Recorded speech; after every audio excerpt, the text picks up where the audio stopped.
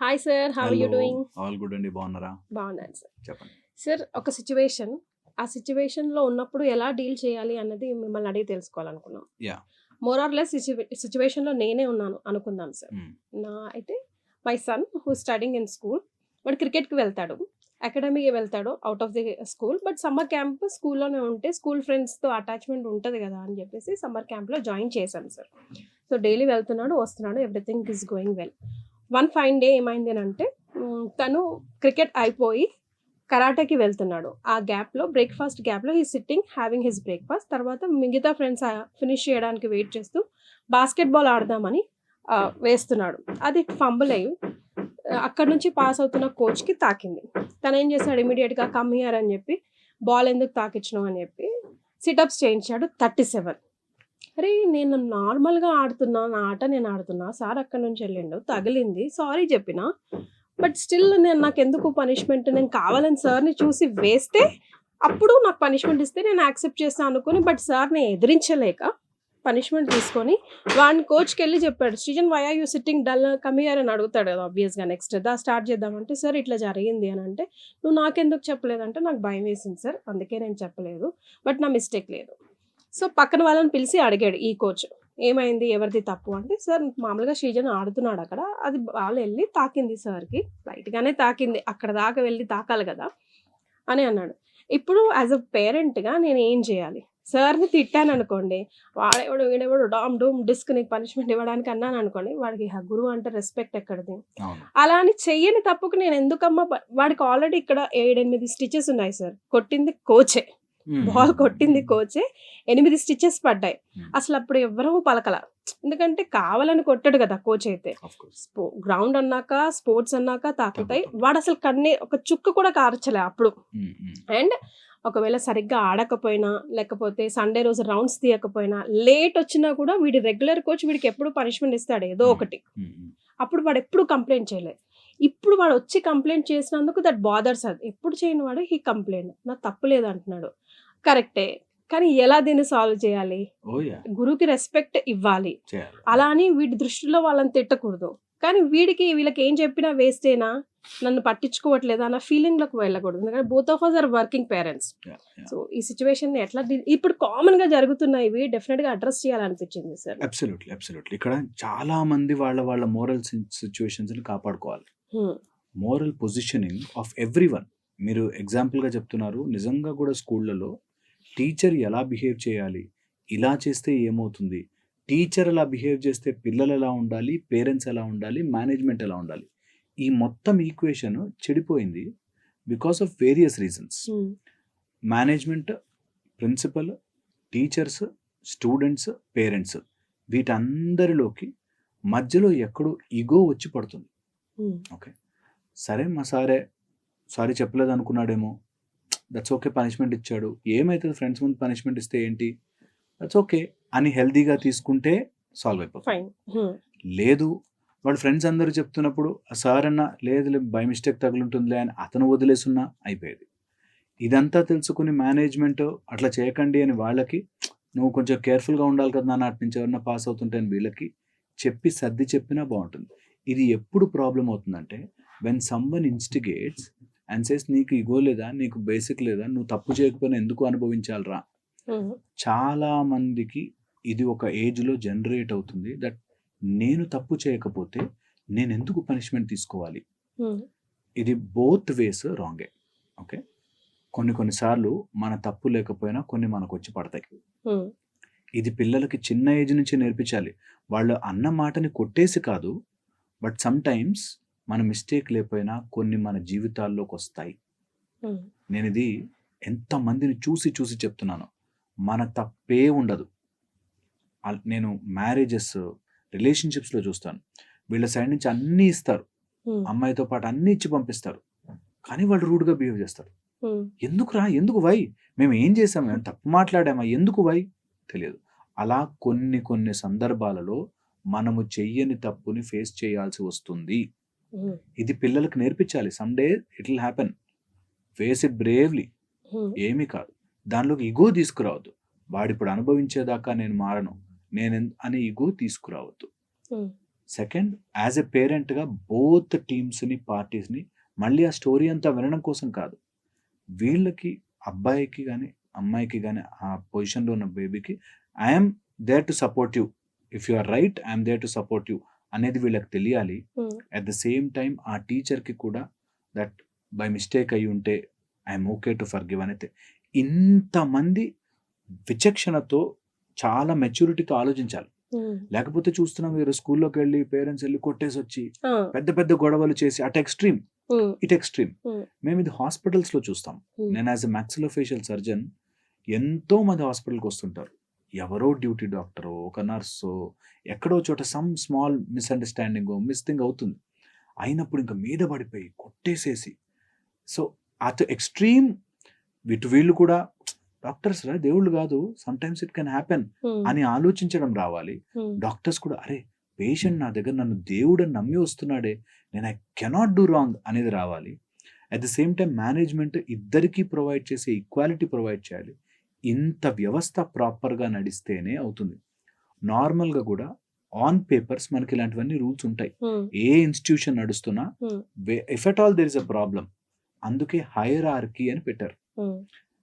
నాకు ప్రాబ్లం వస్తే నేను నెక్స్ట్ లెవెల్ వాడికి ప్రాబ్లం వస్తే వాడి పైన, వాడు సాల్వ్ చేయలేకపోతే పైన, అట్లాగా ఒక స్ట్రక్చర్ ఉంటుంది. Hmm.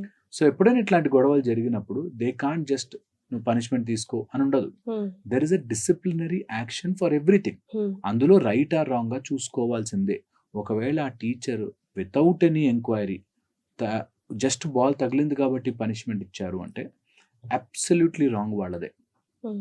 At the same time disciplinary action, నిజంగానే తప్పు చేశాడు అనిపిస్తే డిసిప్లినరీ యాక్షన్ తీసుకోవడానికి there is a method. Yeah. ఈ మెథడ్ని ఫాలో అవ్వని వాళ్ళందరూ ఎప్పుడు కూడా పనిషబులే.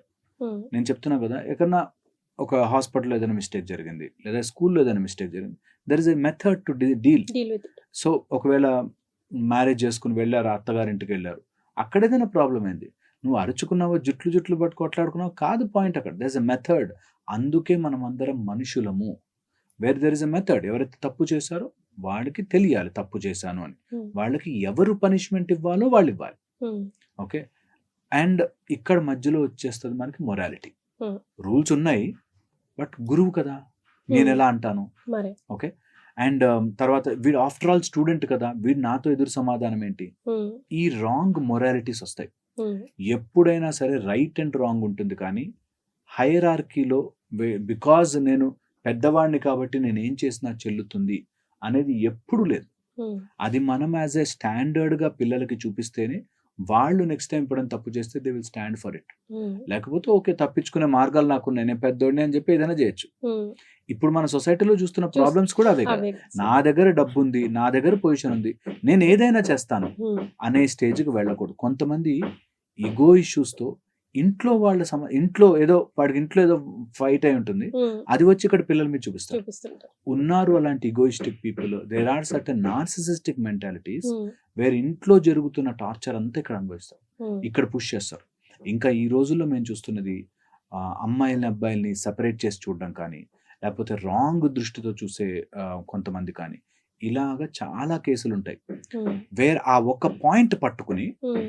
వాళ్ళు దాన్ని కవరప్ చేసుకోవడానికి క్యారెక్టర్ అసాసినేషన్, పర్సనాలిటీ అసాసినేషన్ ఎట్లా చేస్తారంటే, వాడి మిస్బిహేవియర్ వల్లే మేము ఇలా చేయాల్సి వచ్చింది Hmm. అని టీమప్ అయిపోతారు. Hmm. సో దానివల్ల దాన్ని కవరప్ చేసుకోవడానికి ఒకవేళ ఒప్పుకున్నారంటే మేనేజ్మెంట్ ఫాల్ట్ అయిపోయింది, అయ్యో కాలేజ్లో ఇన్స్టిట్యూషన్తో పేరు పాడవుతుంది అని కవరప్ చేస్తారు. మరి. ఇంకా కవరపింగ్తో ఎక్కువైపోతుంది. Hmm. సో ఇందులో ఒక స్ట్రక్చర్ ఉంటుంది.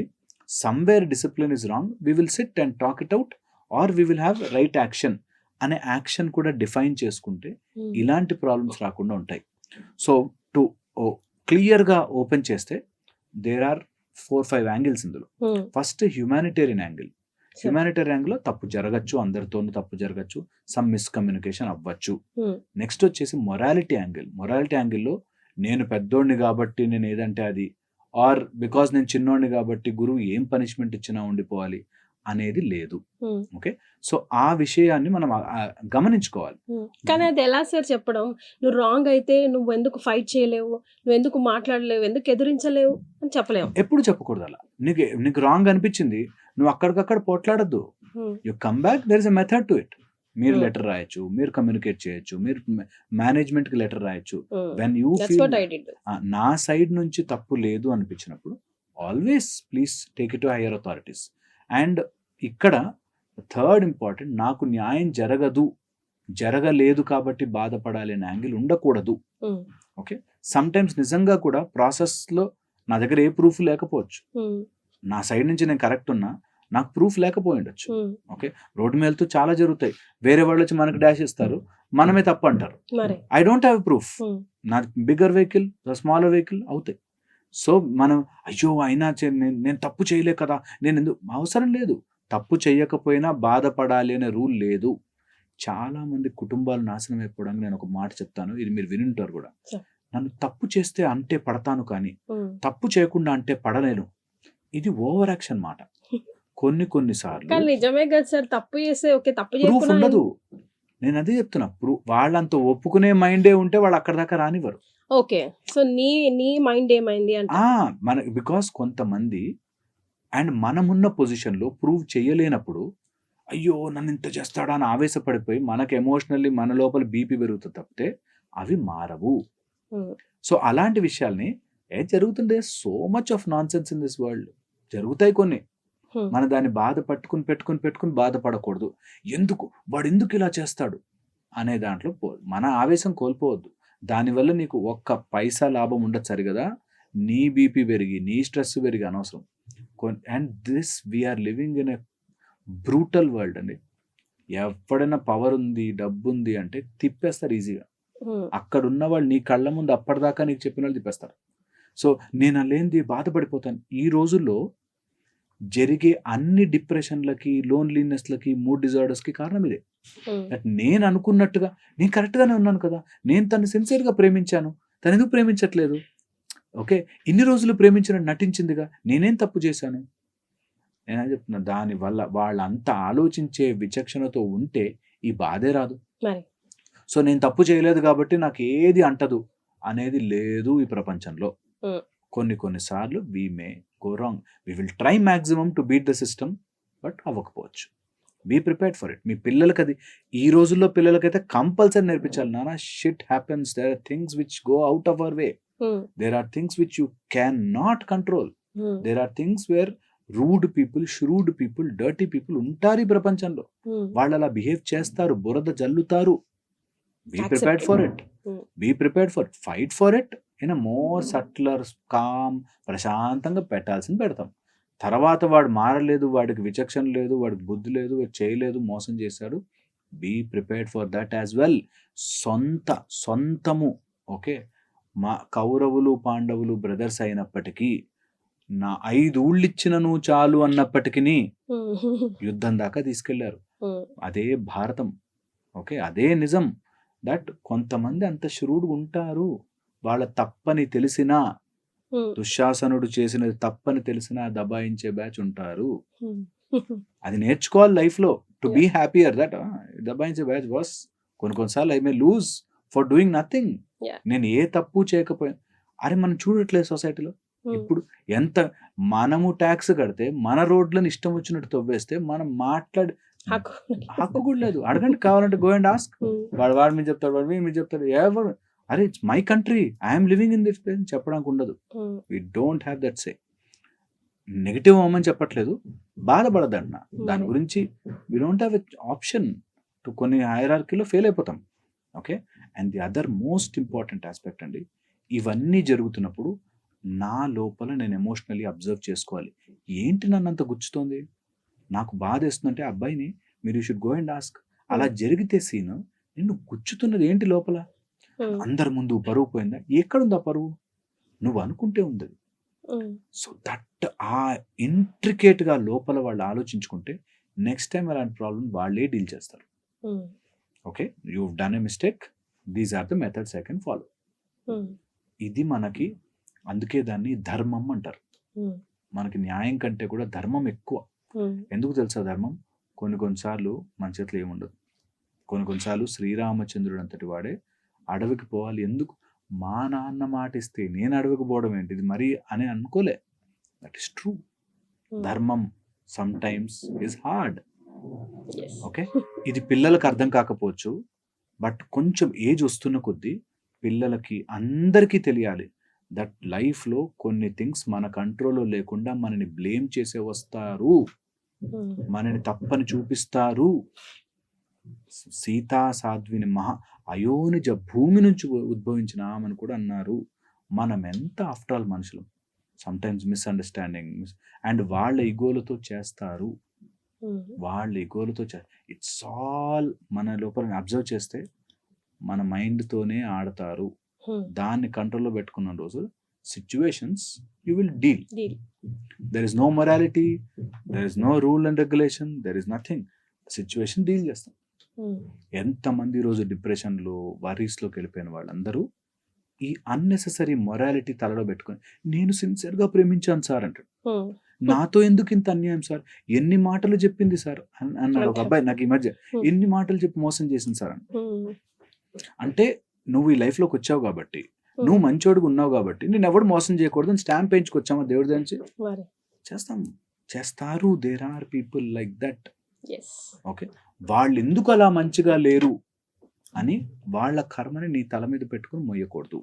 That's what. అది important. Yes, sir. Fight it out hard, but at the same time be cool and calm. Yes. ఇవాళ పేరెంట్స్కి చాలా అవసరమైన వీడియో. సేవ్ చేయండి. మీకేమైనా ఇంకా అడగాలనిపిస్తే, చెప్పాలనిపిస్తే కింద కమెంట్ చేయండి. Thank you so much sir. Thank you.